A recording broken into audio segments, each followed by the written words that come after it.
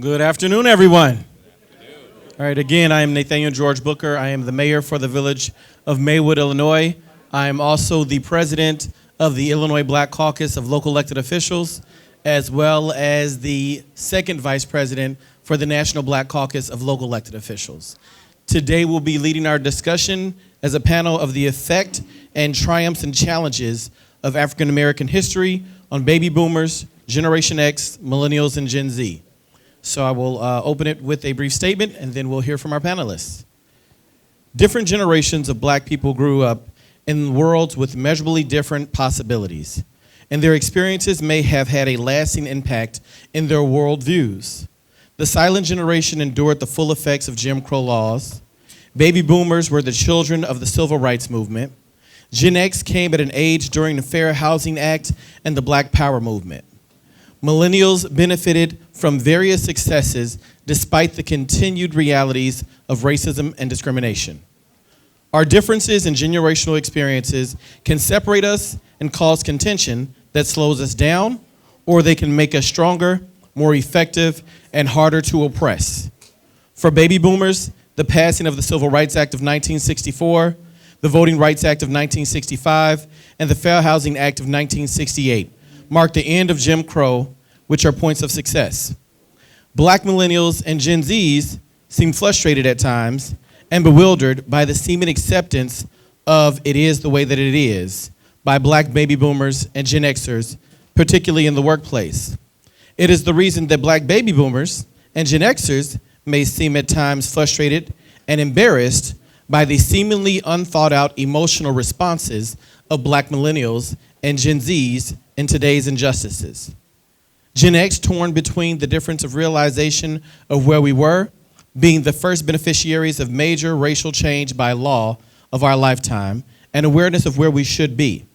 This position can leave you at a loss of what to do or what to say, and show up as unintended silence or perceived complacency when the state of black America in the workplace by black millennials and Gen Zers. We as the black community must sit with the attempt to understand the perspectives of those who have gone before us and those who will come after us.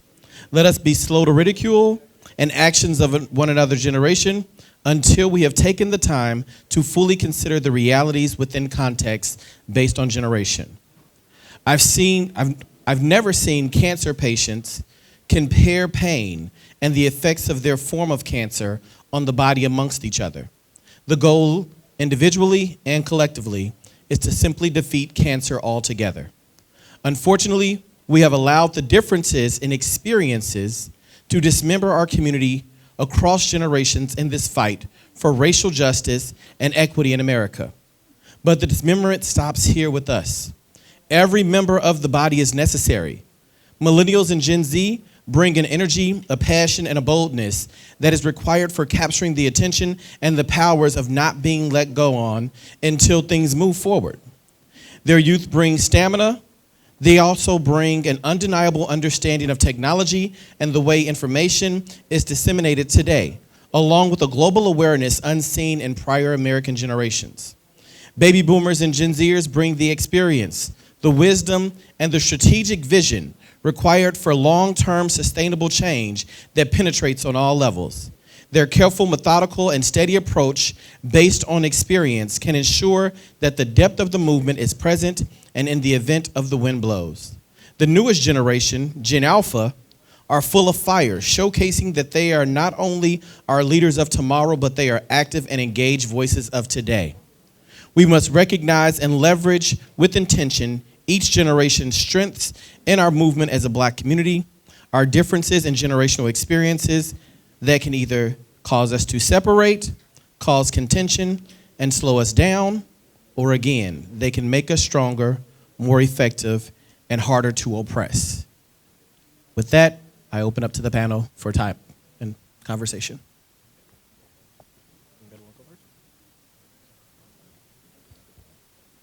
Hey, how you doing?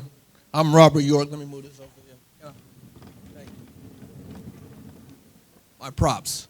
Okay, so I want to first take the time out to thank my mentor, Dr. VGP. He's been my mentor for over 2 years now. I want to thank Jonathan Jackson. He's no longer here. He left. But, yeah, he was my business management teacher in Chicago State University. He's been my mentor for over 20 years.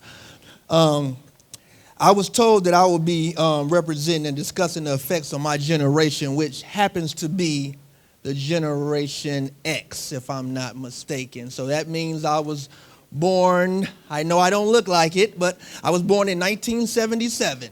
I was born in the 1900s. That sounds funny, right? So listen, so I was told to discuss this, and but I had something that was weighing on my heart that I promised if I ever had the platform that I would say it.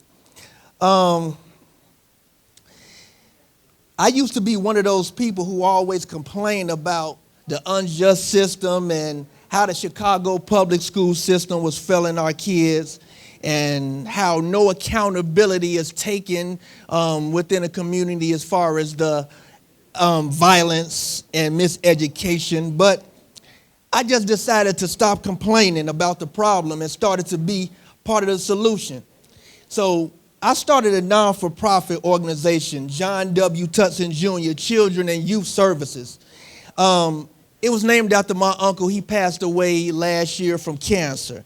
My program is designed to uplift and mentor children in the community. The program will be supported with basic math and reading skills, social and technological resources to address the range needs in our communities. This program is designed for children to become self-aware, confident, lifelong learners, and productive citizens in the community.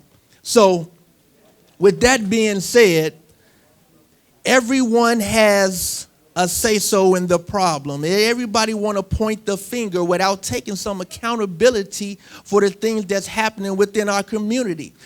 You get all adults coming up with solutions, but it's the kids that's being affected, and I want to be that voice for the kids because no one is hearing them. The system was designed to keep us apart. We focus so much on our differences rather than focus on the things that we are similar. Everyone has someone that's homosexual in their family. Everyone has someone that's gay. Everyone has somebody in the family that's on drugs. So we all are the same. Those kids right there and my kids over there, they're the same. They go through the same problems. And I just want everybody to know that we as adults and this generation, we need to just stop being selfish and clearly just look at our youth and ask them, because they're the future, of course. We need to see what it is that they would change about this world, and maybe things would get a little better. So in behalf on these young people right here, my people, and everybody out there, I just want to say thank you and have a blessed day.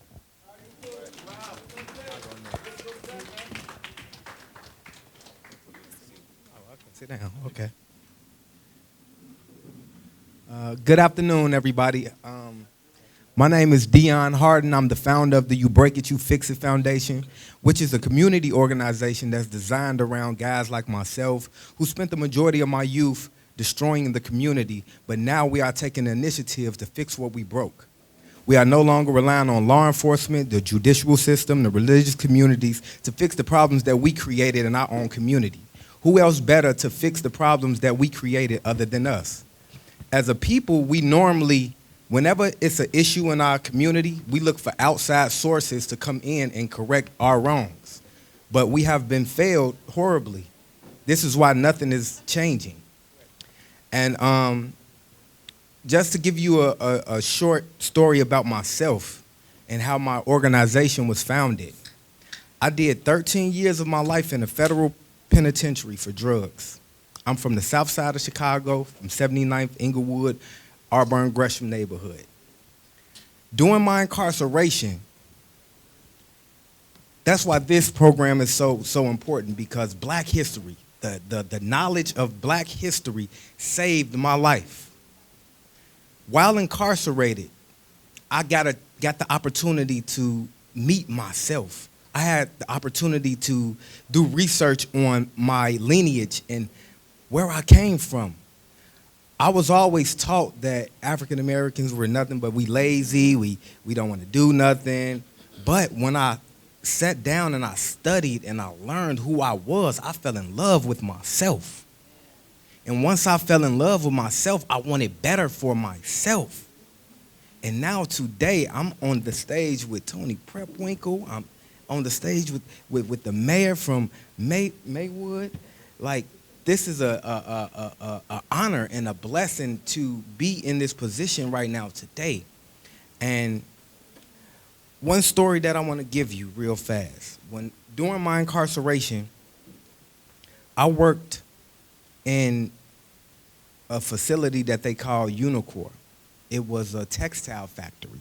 I worked there for 8 years. They paid us 25 cents a day. Is anyone here familiar with the 13th Amendment of the Constitution? I'm going to read it to you real fast. I just looked it up. And I want to explain something. This was a life-changing revelation for me while I was incarcerated. It says, okay, the 13th Amendment states, neither slavery nor involuntary servitude shall exist within the United States or any place subject to their jurisdiction. But it don't stop there. Listen, it says, except as a punishment for crime wherefore the party shall have been duly convicted. Let me explain what that means. That means that slavery is legal if you have been duly convicted by the courts. So while I was sitting at this job that I worked for 8 years, making 25 cents an hour, which is considered to be slave wages, and it is actually illegal unless you are duly convicted. So I found myself in 2015 in Terre Haute, Indiana, one of the most racist cities in America. I was a sewing machine operator. I made bath towels, right? I sold the hems of bath towels. And one day I was, before you sew the bath towel, you put a tag inside of the hem and then you sew it. I picked this tag up one day and something just told me to read it. And I read it and it said 100% cotton. And then it dawned on me, bang, I am a slave in 2015. Right now, today, that same institution is up and running and flourishing right now as we speak. They get off at 8 p.m. 8 p.m. Having knowledge of who I was, who I am, and what has been done to me and my people is the reason why I decided to change my life, and I made a vow to myself to never be, ever shackled again, whether physical or mental shackles. And today, I'm standing before you. I'm the founder of the You Break It, You Fix It Foundation. We feed over 400 families a week. I started my own clothing line as a result of the knowledge of the textile factory working in that plantation. And I named it NEON, which is an acronym for New Era of Nobility. We have an Egyptian theme in relation to the ancient Egyptians who are our ancestors. They were nobles, royals, kings, queens, princes. But somehow we lost our way. But now it's time for us as the Aboriginal people of this world to regain our vast estate. That's why I call it the new era of nobles, the new era of kings, queens, and princes. Thank you. But it's an honor to be here with you today and to celebrate Black history. Black history is so important because in order for you to be who God intended for you to be, you have to know who you really are. We are a strong, rich people. Strong, rich, and we are the mothers and fathers of civilization, the mother and father of the human race. Very true. Very true. And until we understand that and know that, we will not be able to be who God intended for us to be. That's just like a lion being raised around cats. He will be meowing when he should be roaring. Know your history. Thank you.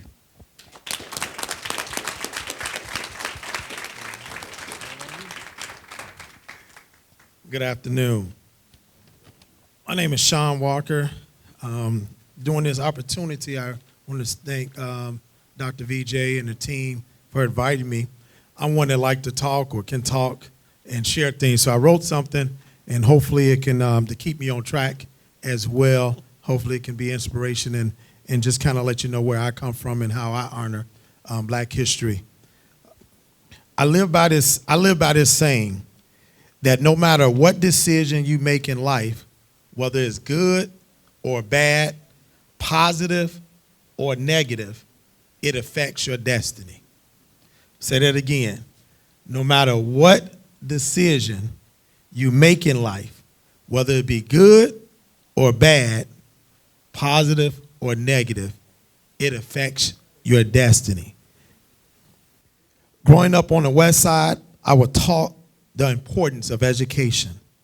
We thought having a good job, becoming a teacher, a lawyer, a doctor, or professional athlete was it.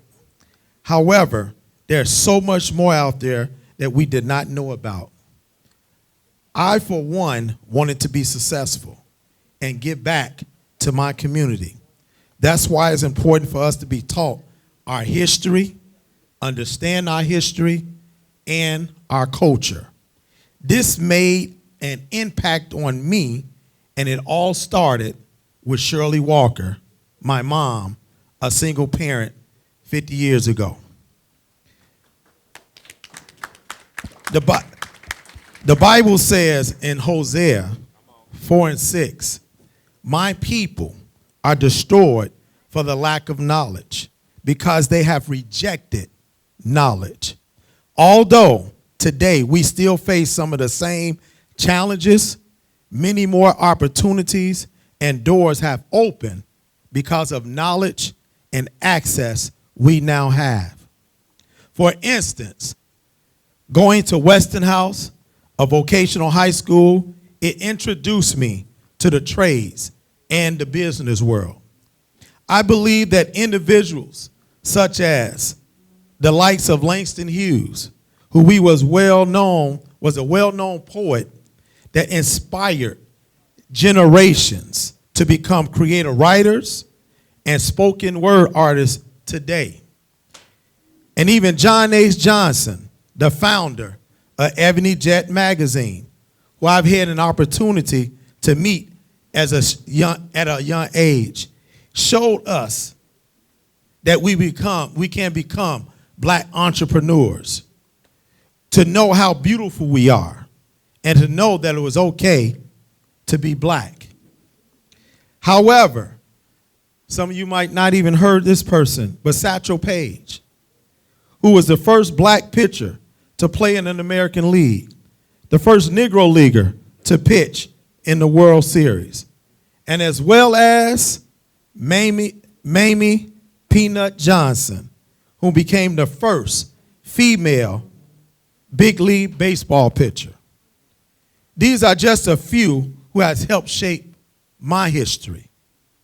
Out of this, the desire to play baseball grew on me.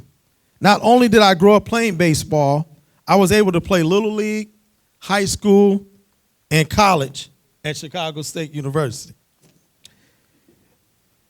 Because the Bible says, to whom much is given, much is required.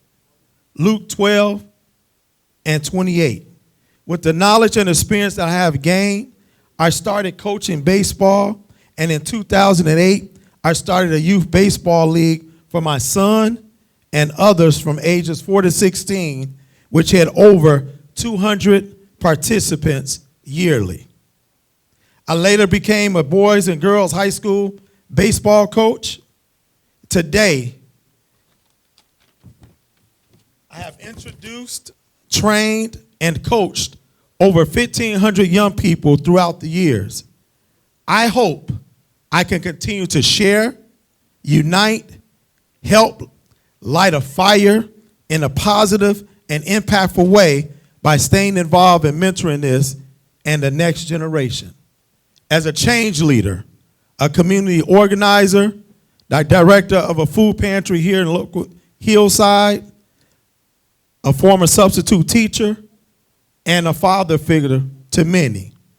I am much more today. Be the change that you want to see, and I look forward to learning, growing, and building upon the past as it creates opportunity for my future. I am Sean Walker. Thank you. And just to say a few things to inspire, I'm currently, I'm in the Chicago Public Schools where I manage all the construction for the Chicago Public Schools. So my commitment to the kids, my commitment to the community, and just to inspire that the opportunities when we grew up was different. The wisdom, the knowledge, the growth, the admirations that you guys see now in ladies that become, and it can show you that no matter what color your skin is, no matter what, are you a female or male or whatever that is to you, that you can do great things because greatness is on the inside of you. And I want you to believe that because the Bible also says, so a man thinketh, so is he. All right, thank you. Give all of our panelists a great big hand. My name is Jonathan Joseph Brown. I have the privilege of serving as the Northwest Indiana Bureau Chief for the Global Strategic Alliance. Also, I serve as the Deputy Director for Shiloh Institute Organization, and our President and CEO is here today, Miss Christina King. Give her a round of applause. And I also am the executive assistant to Pastors Steve and Melody Muncie of Family Christian Center in Northwest Indiana. Give it up for my pastor and his wonderful wife in their absence. I want to talk about the importance of this program, Black History. But before I do that, thank you, Dr. VJ and the team here for putting this on, and Dr. Patel for lending us this wonderful venue. The Shiloh Institute is an organization that is committed to raising global ethical leaders that will effectuate change throughout the world. But how do you do that? How do you do that? It's connecting yourself to whom you are, both naturally and spiritually. You have to know where you came from in order to know where you're going. You have to know whose you are in order to do something great in the world. And so you've heard different statements today about how our lineage, where we came from, is one of royalty. I want to say that Black history, if we're not careful, will focus on all of the negative things that we've had to endure as Black people in this world. But that's not just all of who we are. For 1 Peter 2:9 says, but you are a chosen generation, a royal priesthood, a peculiar person, a holy nation that has been called out of darkness into this marvelous light to show forth the praises of God. I just want to speak to you about who you really are. Because in order for you to do anything great, you have to know who you are, both where you came from and your spiritual roots. You have to know that you are a child of the Most High God. But even Jesus, who is the centerpiece of civilization for Christians, even Jesus in the Gospels asked his disciples, who do men say that I am? There is a question that you have to answer in this life. Who am I? Somebody say, who am I? You have to answer that question for yourself. Who am I? Are you going to let someone tell you who you are? Are you going to let someone who doesn't really know where you came from or who you are or whose God you serve, what God you serve? Are you going to let them tell you who you are, or do you know who you are? Let me tell you who you are. You are a king. You are a queen. You came from royalty. That's who you are. You are a child of the Most High God. You are accepted. You are approved. God has put his love and stamp of approval on you. So it really doesn't matter what society says or the things that they try to do to undo who we are.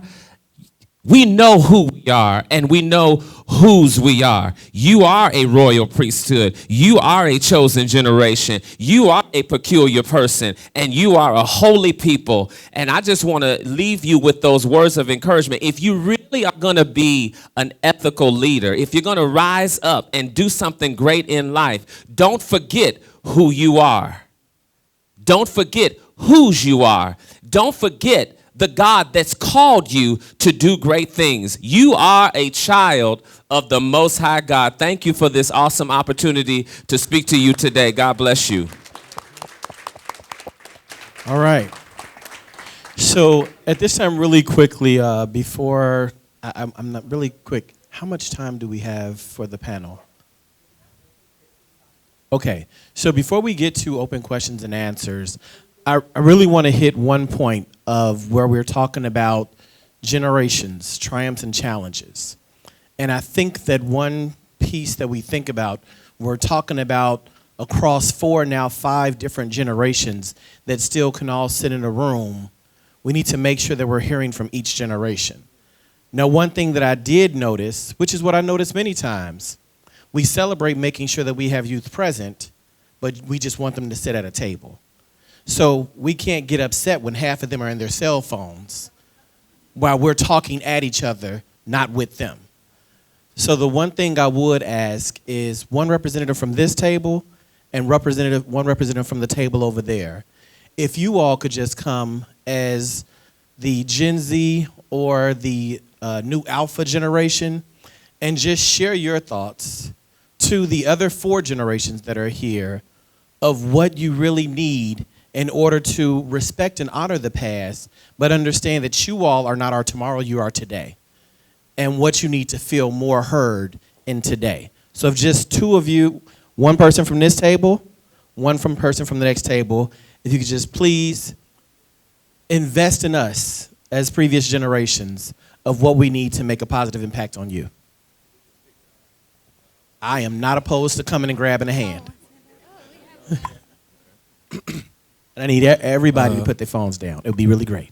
All right, well, Amen. First of all, good afternoon to everybody that's present. Before I start off, I'd like to do an energy reciprocation. So I say I go, you say I may. You guys heard of this before? Okay, so I'll say I go, I go, I go. Okay, now we're all present, right? All right, my name is Jesh. I'm here with Robert. Let's give it up a big round of applause. Great man right here, wonderful. And another round of applause for all the people that's on this panel for great things have been said. Yeah. So I just think that, simplicity is the key to everything that we need. God tells us pretty plainly, he gives us the keys to the kingdom, right? So it's in the simplicity that there is complexity. It's hard to not lie. It's hard to not, take people for granted. It's hard to do these simple things, and it's in the simplicity that we will find the answer to the problems of our next generation.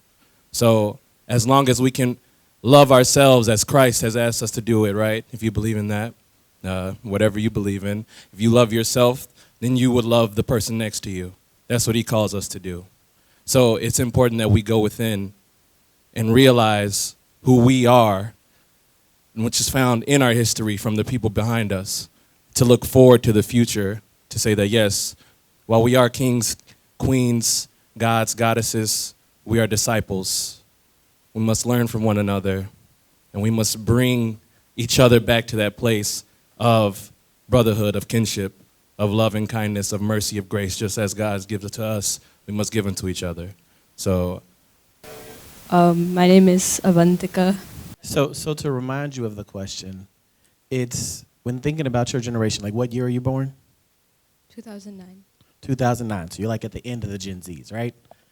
But when I say like you're the leader of today, not tomorrow, is because you have a voice today that needs to be heard to make an impact for tomorrow, right? So what do you need from the 4 other generations in this room to make you feel like your voice matters and that it's heard so that it can be impactful for today and tomorrow?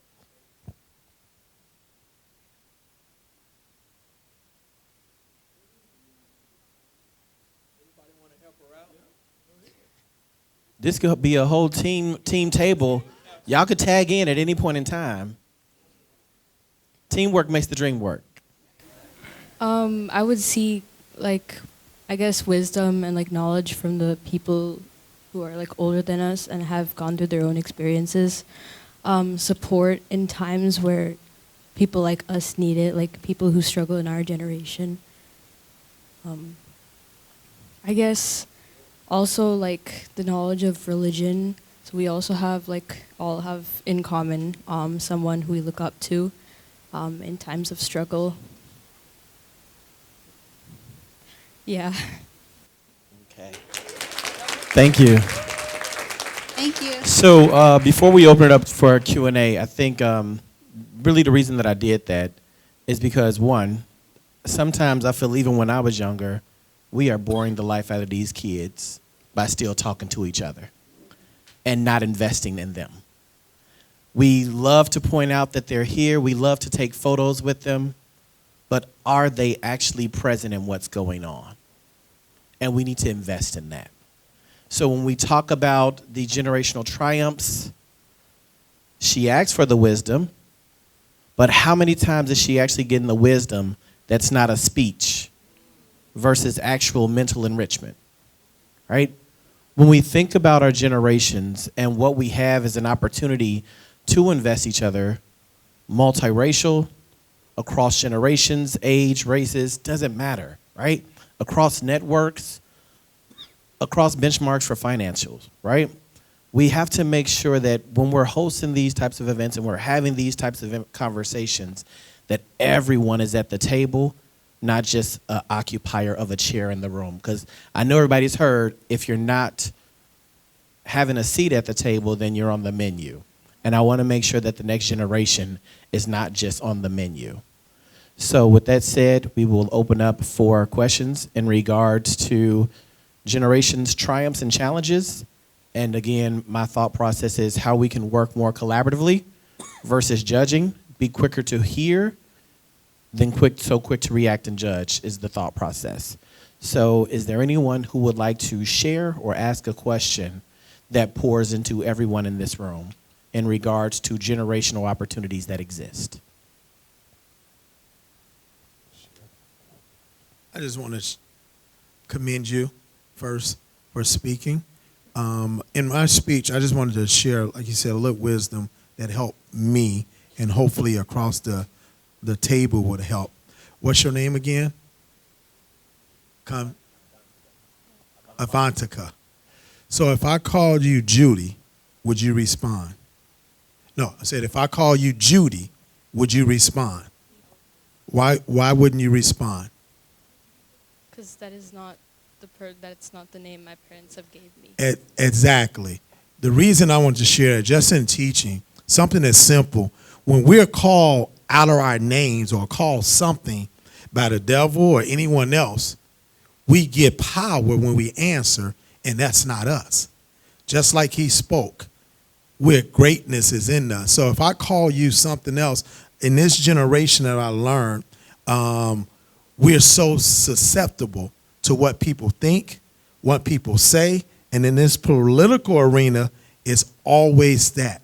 But when we don't respond and give energy to something that we're not, you allow yourself to not be distracted, to not lose focus, and still, as he said, knowing who you are and whom you are. So I wanted to share that. And then last but not least, I mentioned one person in my speech about Langston Hughes. I mentioned him because he was a person that allowed, we did oratory speeches and stood up before our classmates and stood up before our classes to recite poetry and recite speeches in order to get comfortable with speaking. And so that's another thing I want to encourage the generation, because sometimes, like the mayor says, when you don't feel like you're at the table, because sometimes you can be at the table, but you don't want to speak, and then you're not at the table. So practice being able to speak, even if you have to. We did old school. You look in the mirror and talk to yourself and say to yourself, and don't think you're crazy, because the Bible even says to speak to yourself in psalms and hymns and spiritual songs. So just wanted to share that as an encouragement to, one, know who you are. Don't be susceptible, youth, to saying anybody, and that's for anybody, because we become susceptible to that all the time, the propaganda, the news, and so forth. But then also be comfortable, be able to speak so your voice can be heard. Thank you. Flew in from New York to also celebrate her birthday. And thank you for having this event. So we're celebrating her birthday, and she brings us to a Black History event. So that's my mother. But there are 3 generations here. And my question to you is, how do you start the conversation for these generations to discuss our lived experiences so that we can appreciate each other's experience and perspective? Oh, wow. And the future in regards to our conversation. Because I think a lot of times what we do when we get together as family, we want to eat, we want to laugh, we want to chill, we want to reminisce, but we don't pour into each other. So I think just a really simple, it's on Amazon. It's called Little Talks. It's about like $3. It has over 200 questions in it, and there's like 4 different versions of it. But it allows different generations to share, being forced to or think about what you want to share, because they're very specific questions. That's just how my family does it. Absolutely. Okay, absolutely. we have one more question. What I I'm wanted so sorry. to respond Go ahead, Dion.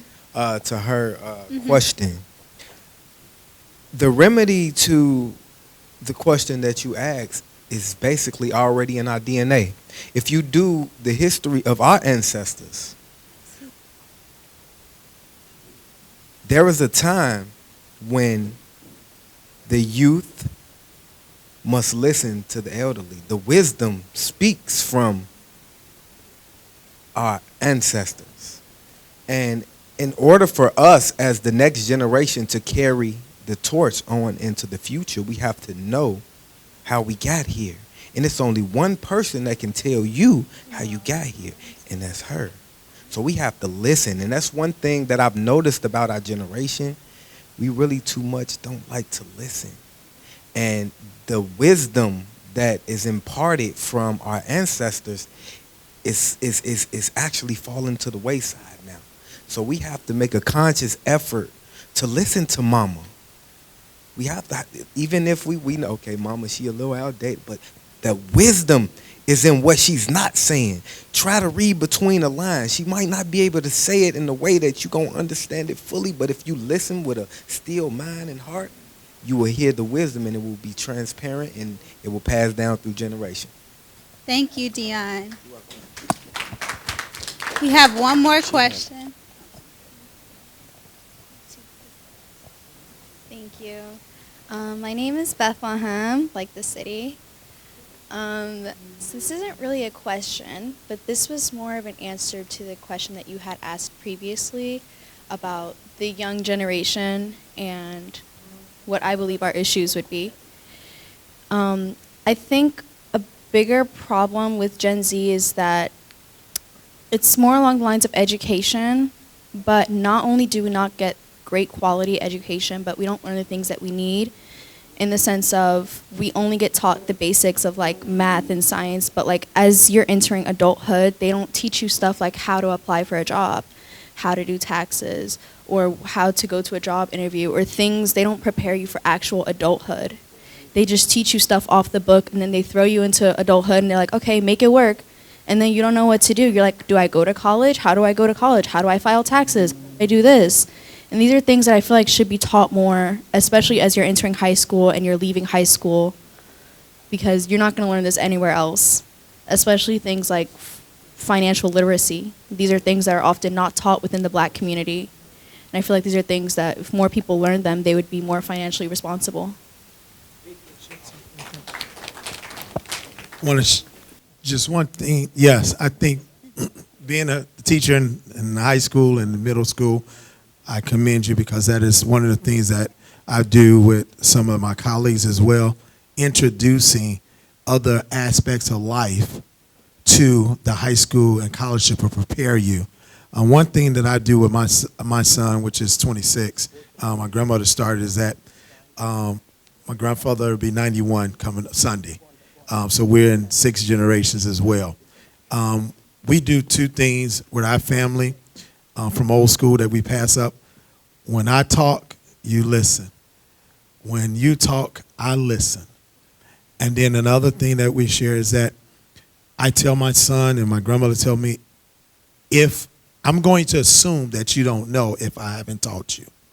So I'm going to teach you. He says always a lecture, but I have to assume that I'm going to teach you everything that you know. So whatever it is, I'm going to give you that knowledge and pour into you what you don't know. When you know it, you'll tell me, hey, I know this and I can move on. But I'm going to assume that you don't know it because as your father or your parent or my grandparents, we wasn't taught. We're not learning it from the outside. We're learning it from home.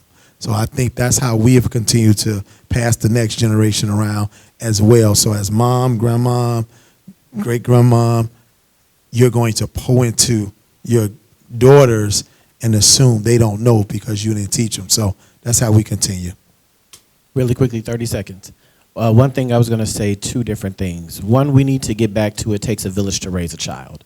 We cannot be dependent on a system that was never built for us to thrive to make us thrive. So Saturday school is what we do. Career and life readiness that focuses on career readiness or life skills, whether you're going to military, trade, college, or straight into the workforce. We have to, as a community, start getting back to teaching that important to ourselves instead of focusing on making sure a system that is not willing to change, uninterested in changing, and was never designed for us in the first place to be that. The school system is designed for math, science, and reading. It is not designed for you to be an active, engaged member of society. So we need to make sure from a community standpoint that we are the change we wish to see in the world. Absolutely. It starts with taking an initiative. It starts with people like you who even have the courage to stand up and express that.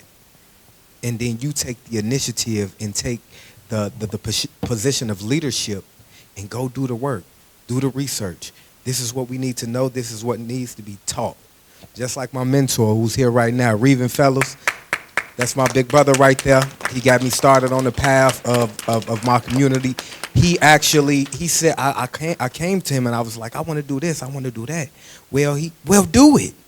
You talking about doing it. Go do it. So that's the key. That was very, very, very, very important what you said. Financial literacy, learning how to, actually go out and get jobs and do things of that nature. It starts with the thought that you just had. Please give it up to the wonderful Mayor Nathaniel Books, Mayor of Maywood, Sean Walker, Jonathan Brown, Dion Harden, and Robert York.